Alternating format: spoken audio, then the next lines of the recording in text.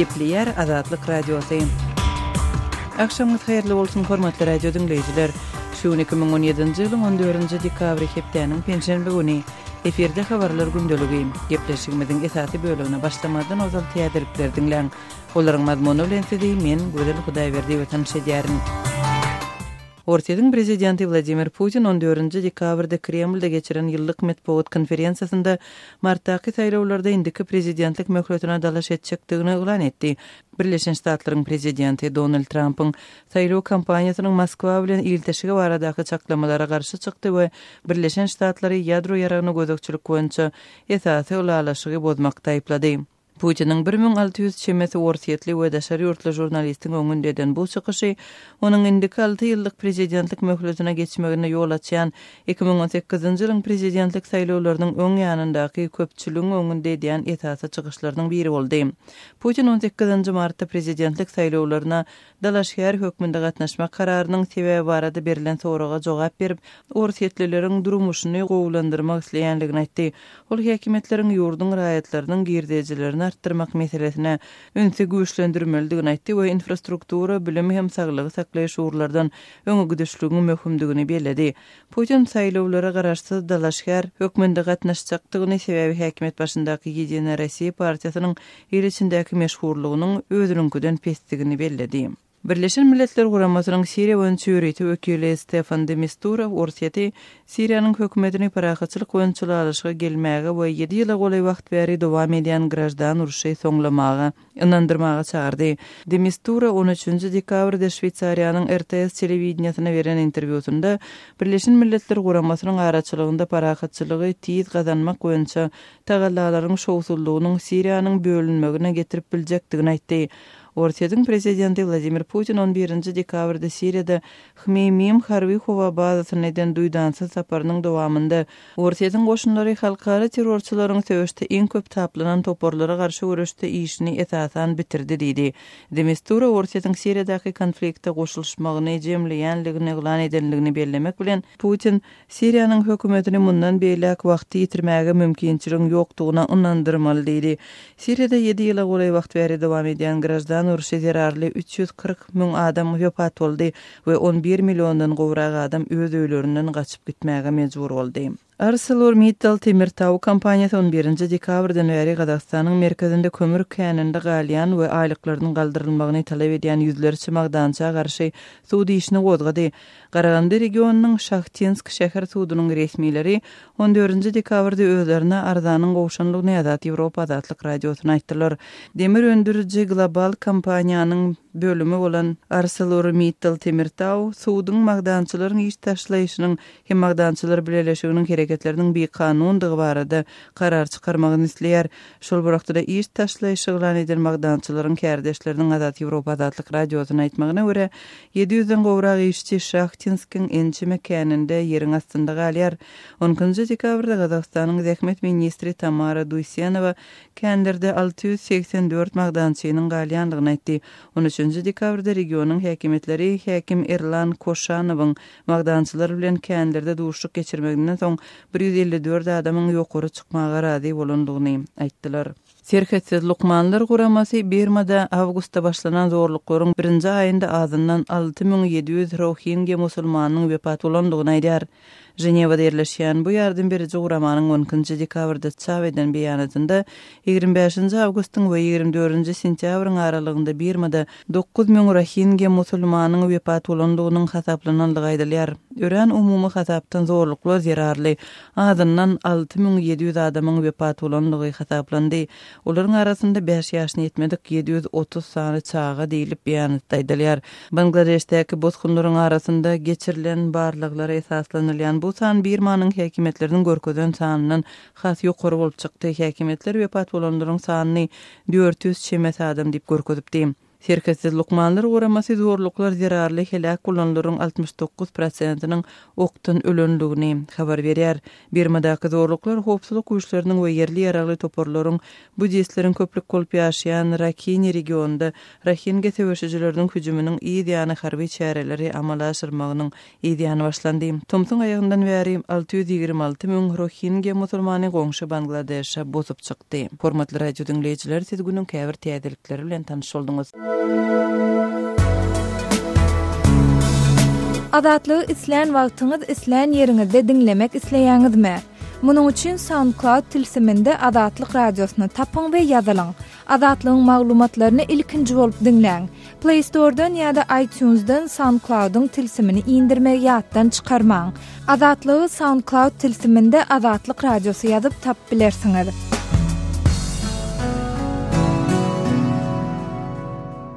Gepleýär Adatlyk radiosy. Habarlar günneligi gepleşigimizde men Sahra dowam etdirýärin.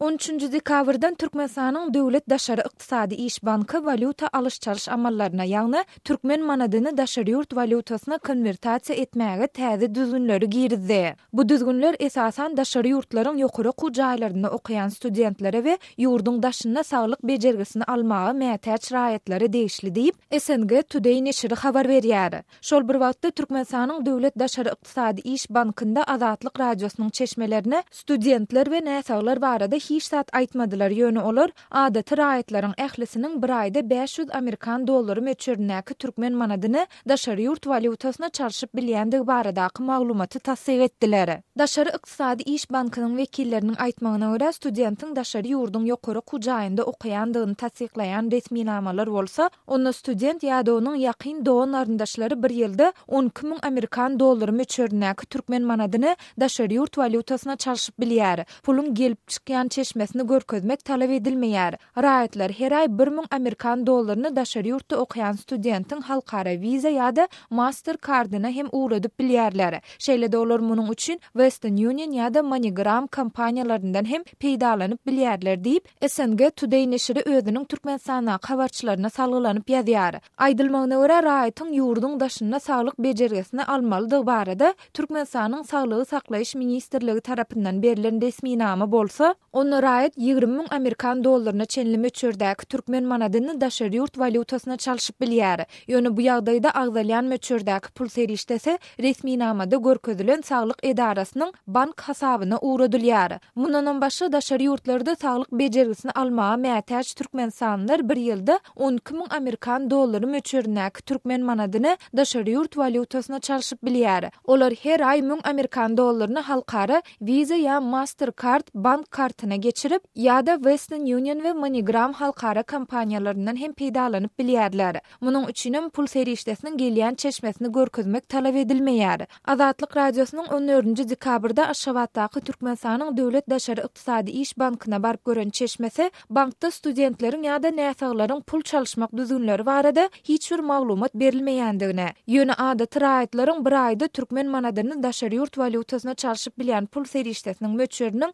öňküsünden kemeldilendigini aýtdy. Bank resmileri 13 dekabrdan başlap adaty raýatlaryň 500 Amerikan dollaryny satyn alyp bank hasaplaryna geçirip bilýändigini aýdýarlar. Bu öň 1000 Amerikan dollaryna barabardy. Studentleriň we näsaglaryň pul çalyşmak düzgünleri barada hiç zat aýdylmaýar. Bu baradaky düzgünnamany ýa-da Merkez Bankyň görkezmesini hem görkezmeýärler. Ýöne haçanna müşterileriň adyny bank sistemasyna ýazanlaryna awtomatik görnüşde raýatyň 500 dollar möçürnäki türkmen manadyny konversiýa edip bilýändigi görkezilýär. Dip Adatlygyň adynyň efirde agdalmadylygyny soran ýagdaýdan habarly çeşmesi gurrun berdi. Şeýle dol şu günler Türkmenistanyň Döwlet Daşary Ykdysady İş Bankynyň resmileriniň öz bank hasaplarynda belli bir möçürde daşary ýurt valyutasyna pul serişdesi toplanan müşterilerine jaň edip, olaryň bu serişdäni her edip hesip edip harçlamagy talap edip başlandygyny sözüniň üstüne goşdy.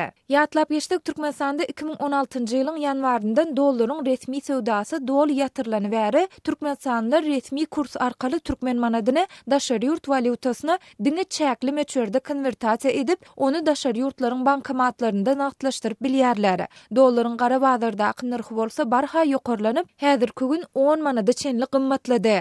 Türkmenistanyň Döwlet Daşary Ykdysady İş Bankynyň girden täze düzgünleri daşary ýurtlardaky türkmensanlaryň viza kartlaryny ulanyp bilmeýändigi we türkmen banklarynyň viza kampaniýasynyň öňündäki bergileri sebäpli halkara tölek sistemasy bolan vizanyň türkmen banklaryna hyzmat etmegini towtudan o barada habarlaryň ýaýramagynyň ideýanyna gabat geldi. Türkmen häkimetleri we media serişdeleri ýokarda gurrun edilen meseleler dogrusunda häzirçenli haýsydyr bir kommentari bilen çykyş etmän gelýärler. Öz sebitingizde bolýan wakalar barada azatlyga maglumat bermek isleseňiz bize hat ýollaň. Metbuat email bergisi gmail.com. Siz suratlaryňyzy we videolaryňyzy hem ýollap bilersiňiz. Azatlyk siziň şahsiýetiňizi gizlenlikde saklar. Siz bolan wakalar barada maglumat beriň. Biz hem habar bereriz. Metbuat email bergisi gmail.com.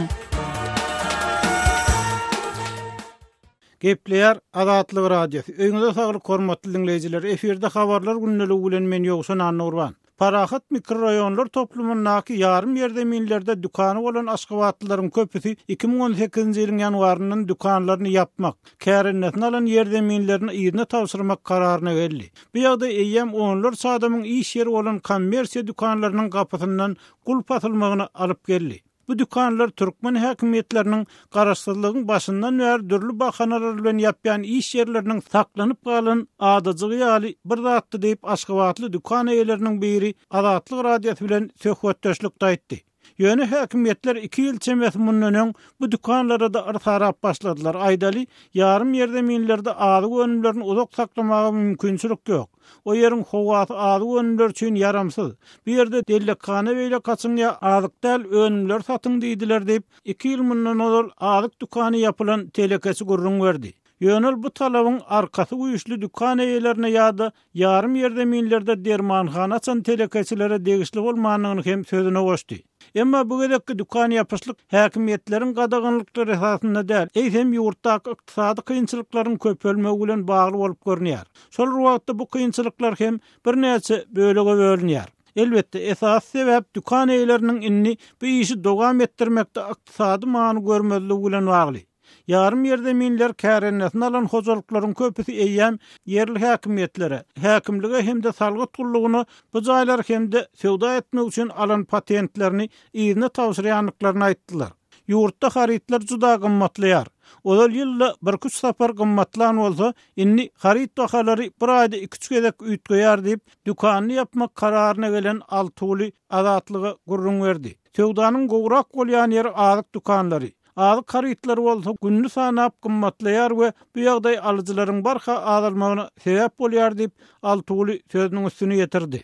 Dükanlaryň ýapylmagynyň ýene bir sebäbi bolsa, noýabr aýyndan başlap jemaat hyzmatlarynyň bahalarynyň gymmatlamagy bilen bagly. Aýdaly ýarym ýerde minler odol kärenetini alnanna olaryň diňe ulanylýan meýdanyna pul tölemeli eken. Ýagny ýarym ýerde min 100 kvadrat metr meýdan tutýan bolsa, şonuň sewda edilýän meýdany 50-55 kvadrat metr bolýan eken. Emma ýarym ýerde miniň bar ýer üçin pul tölemeli we narhlar hem 5,5-6 hisse gymmatlat diýip telekeciler gurrun berdiler.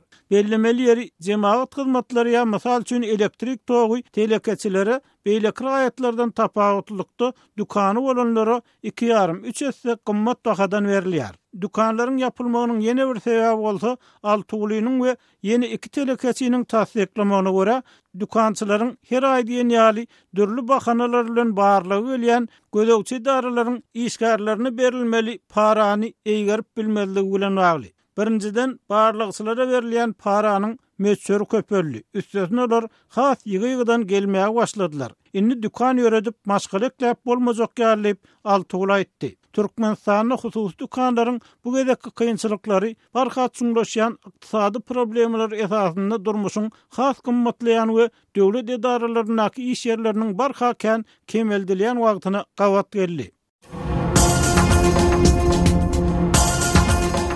Öz sebitingizde bolýan wakalar barada azatlyga maglumat bermek isleseňiz, biziň Facebook hasabymyzda ýazyň. Bizi gözlegi bölümine Azatlyk radiosu ýazyp tap bilersiňiz. Siz suratlaryňyzy we videolaryňyzy hem ýollap bilersiňiz. Azatlyk siziň şahsiýetiniňizi gizlinlikde saklar. Siz bolan wakalar barada maglumat beriň, biz hem habar bereriz.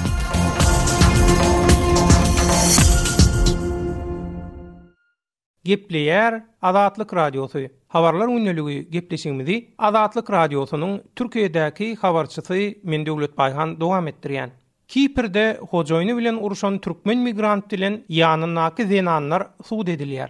Kipriň Demirgazynyňky türk bölüginde ýerleşýän Famagusta şäherine hojoynyny uran türkmen migrant Begli Begmedow bilen onuň ýanynaky 2 tany bikanun türkmen migrant zenanynyň göz astyna alınıp soň suud edilenligi habar berilýär.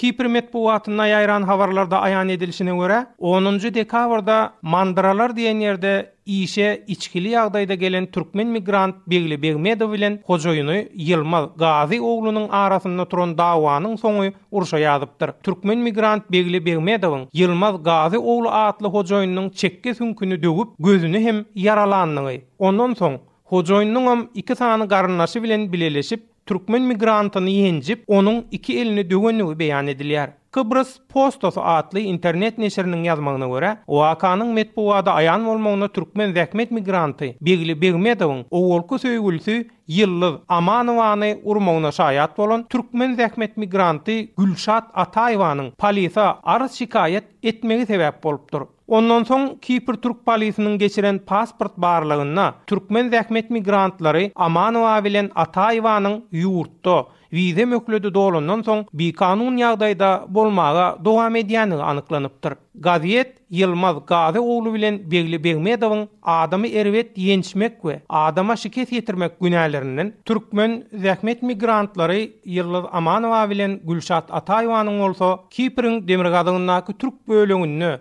bikanun ýagdaýda bolmaga dowam etmekden aýplanyp polis tarapyndan göz astyna alınanlygyny ýazýar. Şonuň ýalyda uruşa gatnaşan beýleki 2 adamyň hem polis tarapyndan gözlenýänligi habar berilýär. Waka barasynda derňe uýşyny alyp barýan polis işgäri Engin Yıldız gazetde eden çykyşynda 10 dekabrda Magusanyň Mandıralar diýen ýerine türkmen migrantynyň işe içkili ýagdaýda geleni sebäpli dawa turanlygyny aýan edip, dawanyň uruşa ýazmagy bilen olaryň birek-biregine uly şikayet ýetirenligini görüňberdi. Wakanyň üstüne waran Fırat Gazi oglu bilen Mehmet Gazi oglunyň bolsa türkmen migrant Begli Begmedowy erwet edip ýenjip onuň 2 eliniň hem dögülmegine sebäp bolanlygyny belleýär. We ýakalaşyk başlanna Begmedowyň özlerini aralamaga synaşan ogolky söýgülisi Yıldız Amanowanyň ýüzüne urup onuň burnunyň dögülmegine hem sebäp bolanlygyny aýdýar. Begli Begmedowyň özüni urup şikayet ýetirenligi üçin Magusadaky polis bölümine arz şikaýet bilen ýüz tutan Yıldız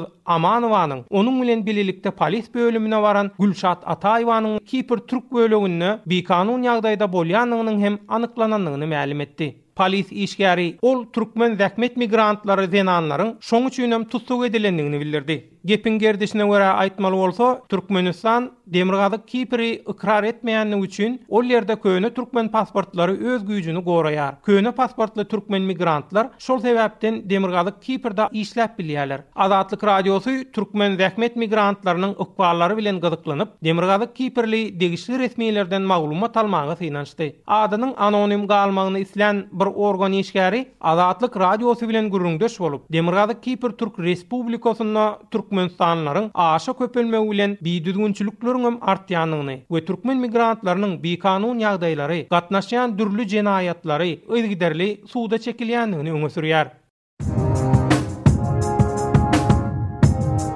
Gepleýär Azatlyk Radiosu. Gadyrly dinleýijiler, Azatlyk Radiosu türkmen raýatlarynyň haýyşlary esasynda olaryň prezidenti öz problemleri baradaky arzularyny eşitdirip bilmeklerine mümkinçilik töretmek maksady bilen hormatly arkadagatly ýürüýte rubrika başlaýar. Bu rubrikasyny siz öz kynçylyklaryňyzy beýan edip, olary efir arkaly eşitdirip, şeýle-de Azatlygyň web-saýtyna, sosial ulanlardaky sahypalaryna çap etdirip bilersiňiz. Siz öz hatlaryňyzy Azatlyga hat üstü bilen telefon arkaly biziň ýerli habarçylarymyzyň üstü bilen ýetirip bilersiňiz.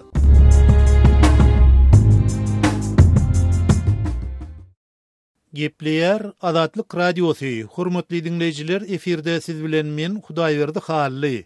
Türkmenistanyň demiryol ulgamyndaky ýolagçylaryň görýän kynçylyklary bilen baglanyşykly maglumat bilen habarlar gündeligimizi dowam etdirýäris. Türkmenistanyň ýolagçy otlullarynyň petekleriniň bahalarynyň ýokurlanmagy bilen soňky aýlarda ýolugçy otlullarynyň müşterileriniň üzül kesil adalanlygy, esasanam küpü wagonlaryň boş ýenýaly gatnaýanlygy aýdylýady. Şu günlerde bolsa ýolugçylaryň otla petek tapman kösenýändikleri aýdylýar. Ýaşaýjylar muny häzirki wagtda gulluk möhletli dolan esgerleriň gullukdan boşadylmagy hemde gulluga täze alynan esgerleriň kasam kabul edişligi bilen baglanyşdyrýarlar. Ýagny şu günlerde adamlaryň gatnagy ýygjamlaşdy. Gulluga täze alynan esgerleriň ýygynyň ata-eneleri kasam kabul edişlige çagyrlýar. Bu bolsa adamlarda goşmaça kynçylyklar döredýär dip aşywatly ýaşaýjy 45 ýaşly Maral aýdýar. Harby bölümlerden haýsy gün kasam kabul edişligin geçiriljekdigi barada habar gelýär. Habary alan atene çagam kimsinmesin dip onuň ýygynyň gitmäge taýýarlanýar. Munuň üçin biz ýolugçy otlusyna petek tapman kösenlik. Ahirine şol gymmat bahaly petekleri 2 bagasyna elden satyn almaly bolduk dip Maral aýdýar. Yer gelende bellesek, häzir Aşgabat, Balkanawat aralygyny küpü wagonlaryň petekleriniň bahasy 36 manat, ornly wagonlaryň petekleriniň bahasy 21 manat. Aşgabat daşowuz aralygyny küpü wagonlaryň petekleriniň bahasy 49 manat, ornly wagonlaryň petekleriniň bahasy 27 manat. Aşgabat mar aralygyny küpü wagonlaryň bahasy 34 manat, ornly wagonlaryň petekleriniň bahasy 17 manat. Şeýle gymmat bahadan hem petekleriň satuwda tapdyrmaýanlygy sebäpli kasam kabul edişligi görmäge gitjek ýolugçylaryň wagonlaryň koridorlaryny gijesini oturup geçirýändiklerini aýdýarlar. Çaýsy suwsuz içi hapa wagonlarda ýolugçy bolmagyň güzaplylygyny islenlik ýolugçydan eşitse bolýar. Hyzmatlaryň hiliniň pesliginiň üstesine de petekleriň bahasy aşy ýokurlanyny. Bu bolsa az aýlyk alýan maşgallar üçin agyr kynçylyk döredýär. Garaşsyzlyk ýyllaryna Türkmenistanyň demiryol ulgamynyň ministrleri bir näçe gedek wezipesinden boşadylyp, täze ministrleriň bellenenligine seretmezden bu uğurda ilatyň bähwidi üçin edilýän işleriň göze ilmeýänligini ýolugçylar aýdýarlar. Azatlygy line ulgamynda Osmok 420 773 797 383 telefon belgisi arkaly tapyp bilersiňiz. Biziň bilen habarlaşyp maglumatlary, suratlary we videolary ugradyň. Şahsiýetiňiz dogry gizlilikde saklanır. Osmok 420 773 797 383.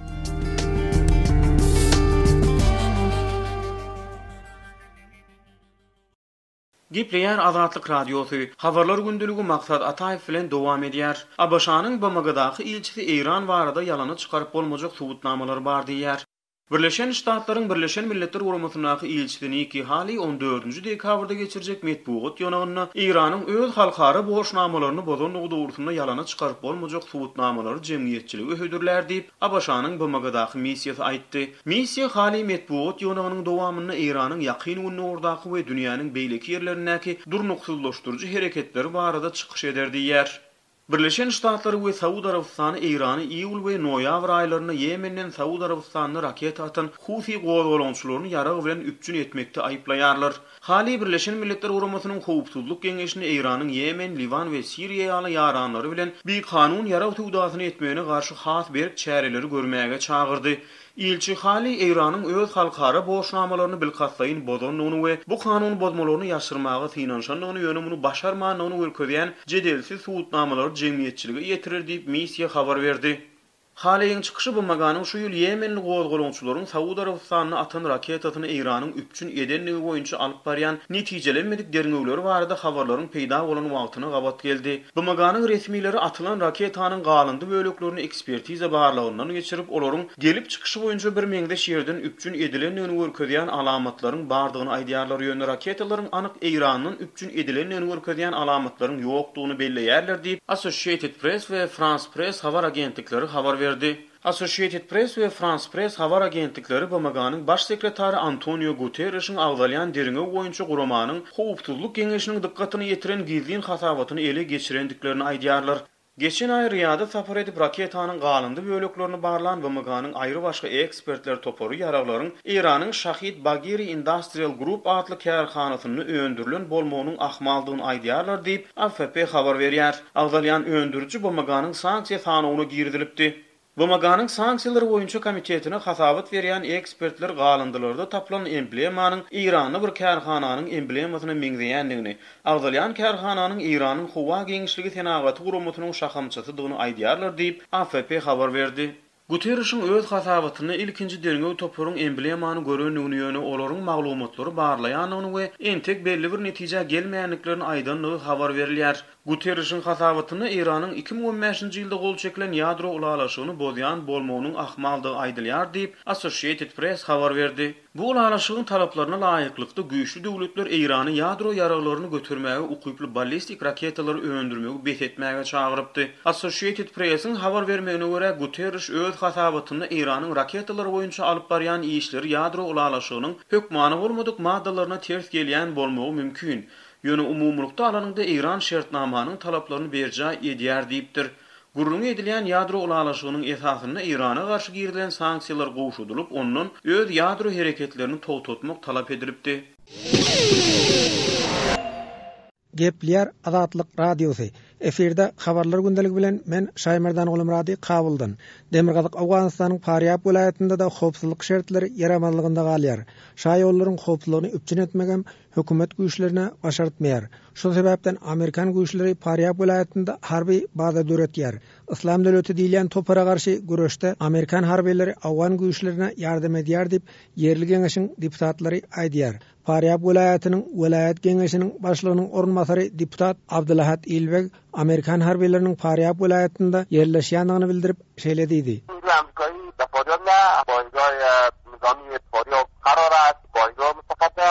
Amerikan harbiýleri Faryab vilayatyna gelýär. Olar Faryab vilayatynyň paýtagty Meýmine şäheriniň goýunda harby baza gurýar. Amerikan güýçleriniň ýerleşik harby merkeziniň ýeri kesýetlendi. Amerikan güýçleri şaýollaryň howpsuzlygyny üpçün etmek boýunça da Awgan güýçlerine kömek edýär. Anykoy Meýmine şaýolunyň ugrunda da Amerikan harbiýleriniň merkezleri döredilýär.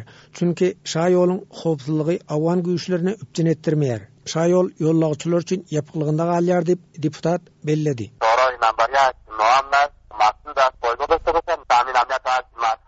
Yerli resmiýetlerin ma'lum etmegine görä Faryab vilayatynda Islam döwleti adly toparyň söwüşçileriniň sany gün saýyn köpelýär. Daeşçilerin aglabasynyň daşary ýurtlardygyny resmiýetler bildirýär. Awgan armiýasynyň 209 Şahin adly harby diwiziýasynyň metbuat wekili Nasratullah Jemşidiň aýdýşyça Demirgazyk Awganystanda jeňçilere garşy güreşde Awgan hökümeti Birleşen Halkara güýçleriniň kömek sorapdyr. Şonuň üçin Demirgazyk Awganystanda Amerikan harbiýleriniň harby bazalary döredilýär. Jeňçilere garşy geçirilen harby operasiýalary daşary ýurtly harbiýler hem gatnaşýar. Demirgazyk Awganystanyň jeňçileri arasynda işçäresi geçirilýär. Bu ugurda aýgytly herekete başlandy diýip Jemşidi aýtdy. Faryab vilayatynyň 9 etraby Türkmenistan bilen çäkleşýär. Türkmenistanyň serhat ýakasynda hem jeňçileriň hereket edýändigini ýerli elat aýdýar. Vilayatyň Türkmenistan bilen çäkleşýän sebäplerinde howpsuzlyk şertleriniň agyrdygyny deputat Ak Muhammed Nuri aýtdy. Şaýoluny da daýyşçylaryň bu hem salýandygyny deputat bildirdi.